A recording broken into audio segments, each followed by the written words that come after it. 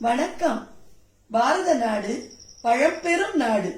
நீர் அதன் புதல்வர், இந்நினைவு அகற்றாதீர் என்பதற்கு ஏற்ப இந்த கருத்தை மழலையர் முதல் மங்கையர் வரை உணர வேண்டும் என்ற எண்ணத்தில் ஔவை தமிழ் ஃபார் ஆல் நிறுவனத்தின் முகநூல் பக்கத்தில் நவராத்திரியை முன்னிட்டு தமிழ் பேச்சு போட்டி ஒன்று நடத்தப்பட்டது.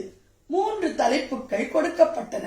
4 முதல் 8 வரை வயதுள்ள சிறுவர்களுக்கு கொலு பொம்மை என்ற தலைப்பும், 8 முதல் 13 வயது வரை உள்ளவர்களுக்கு நவராத்திரி பண்டிகையில் எனக்கு பிடித்தவை என்ற தலைப்பும், 13 வயதிற்கு மேற்பட்ட குழந்தைகளுக்கு பண்டிகைகள் எப்படி கலாச்சாரத்தை பாதுகாக்கின்றன என்ற தலைப்பும் கொடுக்கப்பட்டன. இந்த பேச்சு போட்டியில் கலந்து கொண்டு அருமையாக பேசிய அனைத்து குழந்தைகளுக்கும் எங்களது மனமார்ந்த பாராட்டுக்கள்.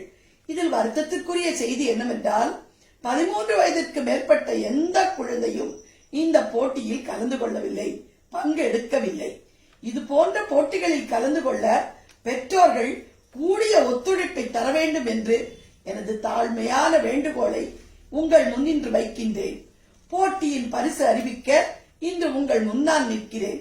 முதலாவதாக 4 வயது முதல் 8 வயது வரை உள்ள குழந்தைகளுக்கு நடத்தப்பட்ட போட்டியில் முதல் பரிசை வெல்பவர் சிறுமி ரசிகா. 4 வயதே நிறைந்த இந்த சிறுமி மிகவும் அழகாக கொலு பொம்மை பற்றி பேசி ரூபாய் 1500 பரிசு தொகையை பெறுகிறார். ஹாசனா என்ற 4 வயது சிறுமி ரூபாய் 500 ஆறுதல் பரிசாக பெறுகிறார். ஹசன்னாவின் வீட்டு கொலு கண்ணுக்கு ஒரு விருந்தாக அமைந்துள்ளது. 9 வயதிற்கு மேற்பட்ட குழுவில் பூஜிதா என்ற சிறுமி திருமூலர் திருமந்திரத்தை மேற்கோள் காட்டி மிகவும் அழகாக நவராத்திரி பண்டிகையை பற்றி உரையாற்றி உள்ளார். முதல் பரிசாக ரூபாய் 1500 பெறுகிறார் என்பதை மகிழ்ச்சியுடன் தெரிவித்துக் கொள்கிறேன். கனிஷ்கா என்ற குழந்தை 2ஆம் பரிசாக ரூபாய் 1000 பெறுகிறார். பரிசு பெற்ற குழந்தைகளுக்கு எங்களது மனமான பாராட்டுக்கள். இந்த குழந்தைகளுக்கு உதவிய பெற்றோருக்கு எங்களது நன்றி கலந்த வணக்கங்களும். நாடு நலம் பெற, நல்ல கலாச்சாரம் காக்கப்பட, பண்டிகைகள் கொண்டாடப்பட வேண்டும்.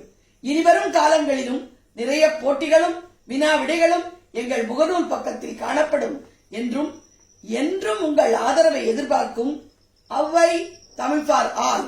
வணக்கம்.